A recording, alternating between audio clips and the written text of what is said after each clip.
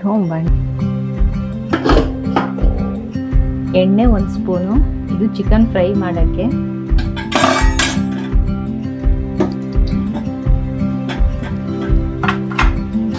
ಒಂದು ಪಾತ್ರೆಗೆ ಎಣ್ಣೆ ಹಾಕ್ಕೊಂಡಿದ್ದೆ. ಎಣ್ಣೆ ಬಿಸಿ ಆದಮೇಲೆ ಚಿಕನ್ ಉಪ್ಪು ಅರಿಶಿನ ಹಾಕಿ ತೊಳೆದಿಟ್ಟಿರೋ ಚಿಕನ್ ಇದಕ್ಕೆ ಸೇರಿಸ್ಕೊಂಡಿದ್ದೀನಿ.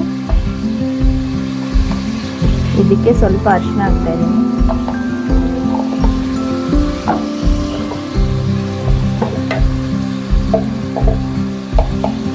ಒಂದು ಸ್ಪೂನ್ ಖಾರದ ಪುಡಿ,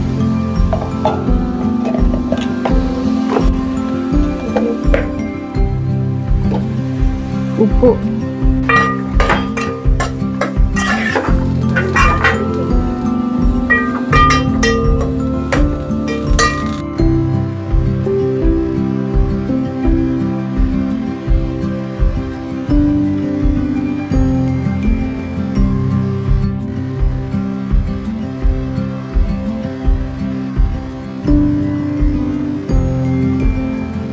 ಚಿಕನ್ ಫ್ರೈ ರೆಡಿ.